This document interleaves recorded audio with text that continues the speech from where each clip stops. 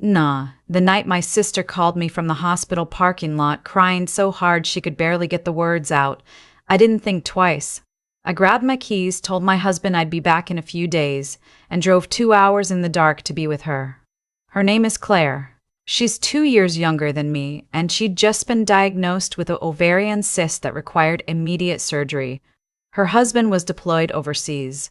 She had nobody else nearby. Of course I went. My husband, Derek, stood in the doorway of our bedroom when I was packing my overnight bag. He didn't say anything at first. He just watched me with that particular look he gets, the one where his jaw tightens and his eyes go somewhere flat and distant. I'd learned to read that look over 4 years of marriage. It meant he was unhappy but had decided not to say so directly. Not yet. "How long are you thinking?" he finally asked. "However long she needs me," I said. "She's going into surgery tomorrow morning. I want to be there when she wakes up." He nodded slowly. "Okay." A pause. "It's just that we have the Hendersons coming for dinner on Saturday." I stopped folding my shirt and looked at him. "Derek, my sister's having surgery." "I know that." He held up both hands. "I'm just saying. It would be nice to know the plan." "The plan is I'm going to be with my sister," I said. "I'll let you know about Saturday when I know more." He went to bed without saying goodnight. Claire's surgery went well. The doctor said they caught everything in time, that she'd need about a week of recovery, that someone should be with her for at least the first few days. She couldn't drive. She couldn't lift anything. She could barely get herself from the bed to the bathroom without wincing. I stayed. I slept on her couch. I made her soup and refilled her water glass and watched terrible reality television with her because it made her laugh. And laughing, carefully, slowly, was part of getting better. I called her doctor when her pain got worse on the second night. I held her hand when she cried, not just from the physical pain but from the loneliness of it. Her husband, thousands of miles away. Her body suddenly unfamiliar. The particular vulnerability of needing someone to help you to the bathroom at 2 a.m. Derek texted me on day 2. "How much longer do you think?" I told him at least until the end of the week. He called that evening. The conversation was short. He told me the house was a mess. He told me he didn't know where I kept the spare paper towels. He told me he didn't know where I kept the spare paper towels. He told me he'd had to cancel the Hendersons and that it had been awkward. I listened to all of it sitting on Claire's couch in the dim light while she slept, and I felt something cold and quiet settle in my chest. He never asked how Claire was doing. Not once during that entire call. I stayed 5 days total. When I finally came home, Derek hugged me at the door, which surprised me. Then he pulled back and said, "I really need you to not do that again without more notice." I looked at him for a long moment. "My sister had emergency surgery," I said. "I know, and I'm glad she's okay. I'm just saying, for the future, communication is important." I said, "You're right. Communication is important." And I went upstairs and took a shower and stood under the hot water for a long time, thinking about the fact that my husband of 4 years had spent 5 days concerned about paper towels and dinner parties while my sister recovered from surgery alone. I didn't say anything more about it. That was probably my first mistake. Things went back to normal. Or what passed for normal. Derek was attentive for about a week. Brought me coffee in the morning, asked about my day, the kind of effort he made when he knew he'd been difficult and wanted to smooth it over without acknowledging it directly. I accepted it. I told myself he just had trouble with disruption, that he wasn't good in emergencies, that he loved me even if he struggled to show it the right way. I told myself a lot of things in those years. 3 months later, Derek's mother called. Her name is Barbara, and she lives in Phoenix, and the relationship between Barbara and me has always been what I would describe as professionally cordial. She is a woman who has very specific opinions about how a house should be run, how a wife should present herself, and how her son should be treated. She has never said any of these opinions to my face directly. She communicates them through careful observations. Things like, "Oh, you don't iron Derek's shirts. I always ironed Richard's shirts. He loved it." Or, "I notice you're not much of a baker. Derek used to love coming home to something fresh out of the oven." Small comments released like smoke into a room designed to linger. Derek adored her. She was, in his mind, the standard against which everything domestic was measured. When she called in October to say she wanted to come for the holidays, Derek came to find me in the kitchen with a look on his face I can only describe as preemptively triumphant, like he'd already won an argument we hadn't had yet. "Mom's coming for Christmas," he said. "She wants to stay through New Year's." 10 days.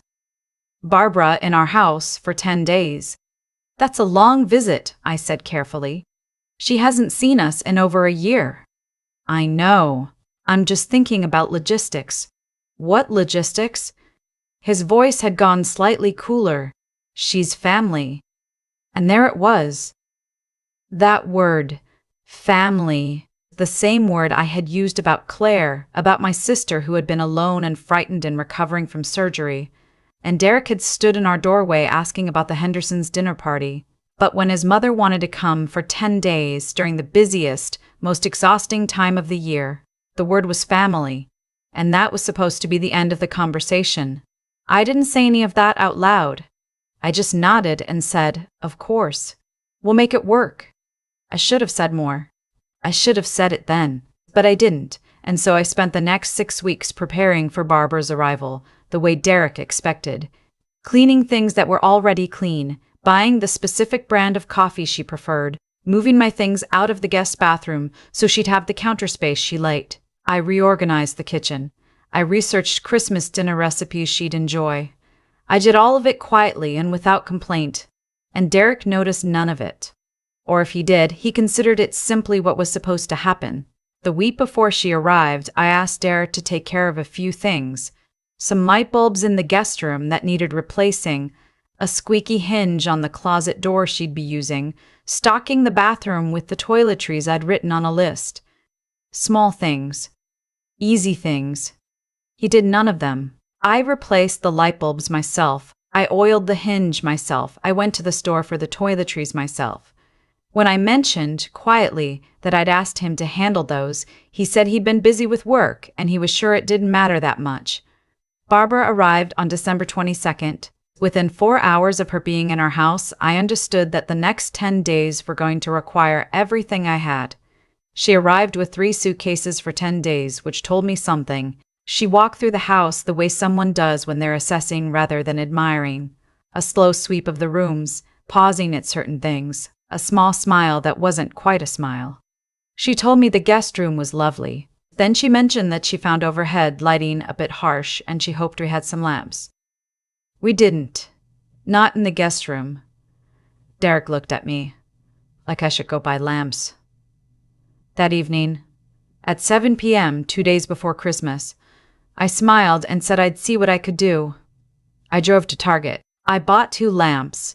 I came home and set them up, and Barbara said they were perfect, and Derek looked satisfied, and I put away the shopping bags and started making dinner. That night, after Barbara had gone to bed, I sat at the kitchen table and did a very deliberate thing. I thought back to the 5 days I had spent at my sister's house. I thought about what Derek had found difficult. The mess. The disruption to his routine. Not knowing where things were. Having to cancel a dinner party. I thought about all the invisible work I had done in the past 6 weeks to make Barbara's visit seamless. I thought about the lamps I had just driven across town to buy on a Wednesday night in December. I thought about the list Derek had ignored. I thought about him never asking how Claire was doing. Not once. Something shifted in me that night. Not dramatically. Not loudly. It was quiet, like a door easing closed. I decided I was done managing everything alone. The next morning, I did not make breakfast. I made coffee for myself and sat with a book. When Barbara came downstairs and looked toward the kitchen with that particular expectant expression, I smiled and said good morning and told her the coffee was fresh. Derek came down 20 minutes later and looked around like something was missing. "Are we not eating?" he asked. "I thought we could all just fend for ourselves this morning," I said pleasantly. "Vacation rules." Barbara made herself some toast. Derek poured cereal. I drank my coffee and read my book and ignored the slight tension in the room. That afternoon, Barbara mentioned she'd love a home-cooked dinner. Something traditional. She said she'd been dreaming about pot roast. She looked at me when she said it. I looked at Derek. "That sounds amazing," I said. "Derek makes a great pot roast." Silence. Derek blinked. "I don't really, haven't made pot roast in... I can text you my mom's recipe," I said helpfully. "She makes it every winter. It's not hard." Barbara made a small sound that was either surprised or amused. Derek looked at me with an expression I didn't quite recognize. Part irritation, part something else. Something almost like being seen. He made the pot roast. It was imperfect in small ways, a little oversalted, the carrots a bit too soft. But it was real food made with real effort, and I told him sincerely that it was good. Because it was. That evening, he found me in our bedroom while Barbara watched television downstairs. "What's happening with you?" he asked. "What do you mean?" "You know what I mean. The pot roast thing. You not making breakfast. You're acting." He paused, searching for the word, different. "I'm just trying to share the load," I said. "It's been a lot to manage. I thought it would be nice to do it together. She's my mother." "Yes," I said, "she is." He stared at me for a moment, then he said, "She's going to think you're being rude." "I've been completely warm to her," I said. "I bought her lamps at 7 p.m. the night she arrived. I researched her favorite recipes. I rearranged the guest bathroom. I kept my voice even. I'm happy to do my fair share, Derek. I just appreciate you doing yours." He left the room without responding. Day 4. Things got tighter. Barbara made a comment at breakfast about the fact that I worked full-time, said something about how she had always believed that when guests were in the home, the wife should take some time off to be available. She said this warmly, conversationally, like it was simply a reasonable thought and not a window into exactly how she believed the world should operate. Derek said nothing. I looked at him across the table, waiting. He picked up his coffee mug. "I've actually saved my days off for later in the year," I said to Barbara, "but I've made sure to have dinner planned and the house running well while you're here. Derek's been a big help." Barbara made that almost smile again. That night, Derek told me I had embarrassed him. I sat down on the edge of the bed. I was tired in a way that went deeper than the week. I was tired in a way I recognized, the specific exhaustion of being the person who does everything and is thanked for nothing and somehow still manages to be the one who is failing. "I embarrassed you," I repeated. "You keep making little comments, little jabs. I said you've been a big help. That's a jab? You know how you said it." I thought about Claire on her couch, wincing her way to the bathroom at 2 a.m. I thought about Derek asking how much longer I'd be gone. I thought about 5 days, and paper towels, and a dinner party. "Derek," I said, "I need to ask you something." He waited. "When my sister had surgery, when I was gone for 5 days, do you remember what you said to me when I came home?" A pause. I said I was glad she was okay.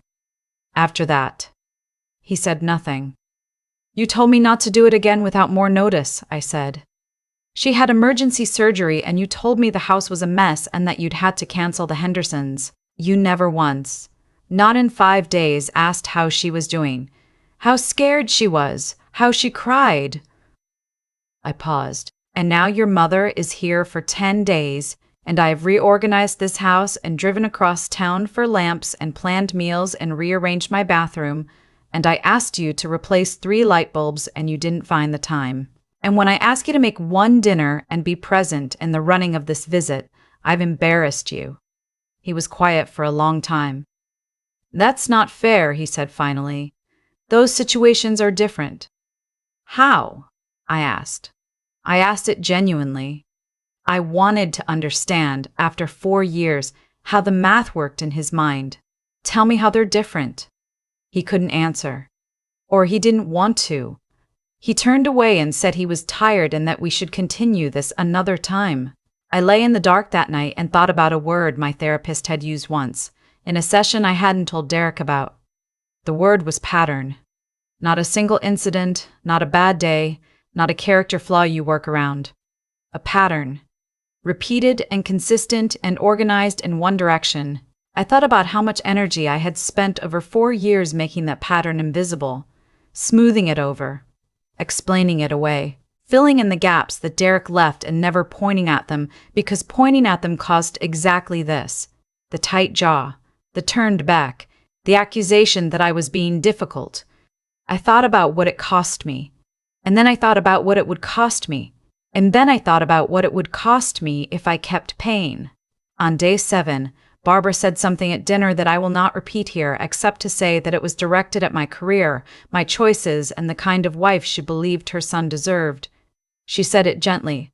She always said things gently. And Derek laughed, not meanly. I don't think he even heard what he was laughing at, and reached over and patted her hand and said, "Mom. Just Mom. That's all." Like it was charming. Like it was nothing. I excused myself from the table, walked upstairs, and sat on the edge of the bathtub with the door closed. I sat there for about 10 minutes. I could hear them talking below, the low rumble of conversation, Barbara's particular laugh, the sound of Derek clearing the table. I thought very clearly, for the first time without flinching away from it. I cannot do this for the rest of my life. Not Barbara. Not even Derek exactly. But this. The invisible weight. The double standard, dressed up in quiet words. The way my needs were logistics and his were family. When I came back downstairs, I was calm. I helped clear the remaining dishes. I said goodnight to Barbara. I was warm and I was present, and I did not indicate, in any way, what I had decided.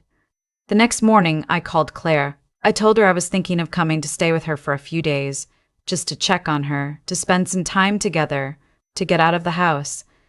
I asked if that was okay. She said, "Obviously, get in the car right now. I'll make the guest bed." I packed a bag. Not dramatically. Not throwing things, not leaving a note full of accusations.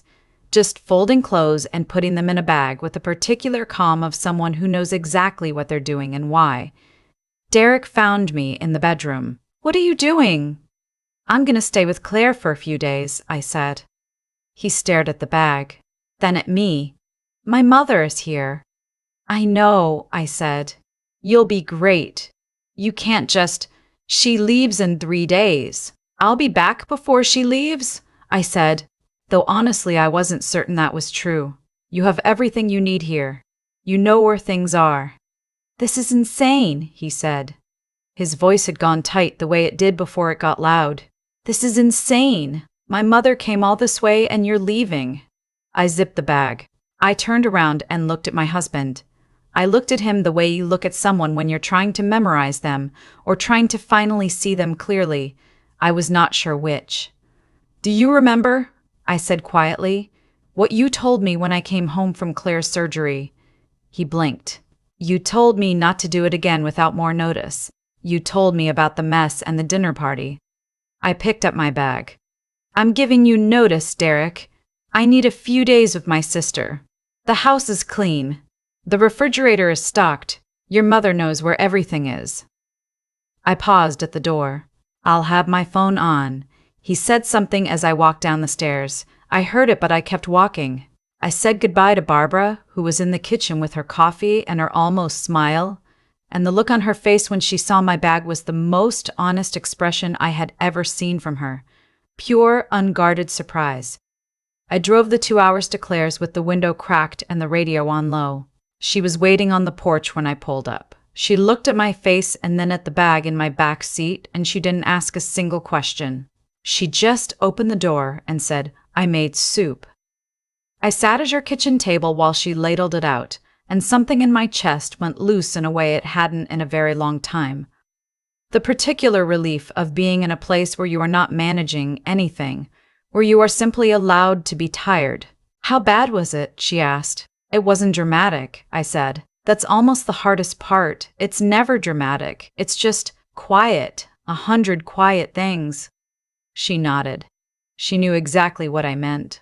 Derek called that evening. I let it ring. He texted, "Can we talk?" I texted back, "I'm okay." "We'll talk when I'm home." He sent 3 more messages over the next 2 hours. I read them. I didn't respond. On the second day, I called my therapist. I told her what had happened. Not just the past week, but what the past week had clarified. She listened. She didn't say "I told you so," though she might have had reason to. She asked me what I wanted. I told her I didn't know exactly. I told her I knew what I didn't want anymore. And that felt like a start. I stayed 3 days. 3 days of sleeping through the night and drinking coffee at a pace that suited me and talking to my sister about real things. Her recovery, her husband coming home in the spring, what I wanted my life to actually look like. When I got home, Derek was different. Quieter. Barbara had left the day before, and the house was unusually clean, which meant he had actually cleaned it, which was not nothing. He sat down at the kitchen table, and he talked to me differently than he had in a long time. Not perfectly. Not with some sudden, complete understanding of everything. But he talked to me like a person who had spent 3 days thinking and was genuinely uncertain about what he'd found. He asked about Claire. It was the first time he had asked about Claire. Unprompted, without the surgery being the immediate context, he just asked how she was doing. It was such a small thing. It shouldn't have meant as much as it did. But I had been waiting, without quite knowing it, for 4 years, waiting for him to ask about the people I loved the way I had always asked about his. I told him she was good, getting stronger, happy her husband was almost home. He nodded. He was quiet for a moment. Then he said, "I think I have some things I need to work on." I looked at him. "I know that's not enough," he said. "I'm not saying it fixes anything. I've been thinking while you were gone about the things you said." "Okay," I said. "I've been thinking while you were gone about the things you said." "Okay," I said. "I didn't ask about Claire," he said. "When she had surgery, I didn't ask." He said it plainly, like he was reading it off a list of things he had allowed himself to see. That was wrong. I nodded once. We sat there at the kitchen table in the quiet of that December evening, and I did not tell him it was fine because it hadn't been. I did not rush to reassure him because he didn't need reassurance. He needed to sit in the truth of it for a while. I had learned, slowly, at some cost, that absorbing the discomfort of other people's realizations was not the same as love. What came next was not simple. We went to couples therapy. There were harder conversations than the one at the kitchen table. There were nights that weren't quiet, and some that were too quiet in the wrong way. I won't tell you that everything resolved cleanly because it didn't, and anyone who tells you a marriage repairs itself neatly is leaving something out. But I will tell you this. The moment I picked up that bag and walked down the stairs was the moment I stopped disappearing, not for him, not to punish anyone or win anything, for myself, because I had learned, at last, what it felt like to be treated the way I had always treated everyone else. And I was not willing anymore to pretend that the difference didn't matter. I deserved a partner who asked how my sister was doing. I deserved someone who replaced the light bulbs when I asked. I deserved to not come home from 5 days of caring for someone I loved and be told, gently, to get more notice next time. I deserved to take up space in my own life. And the first step to getting anything you deserve is being willing to stop accepting what you don't.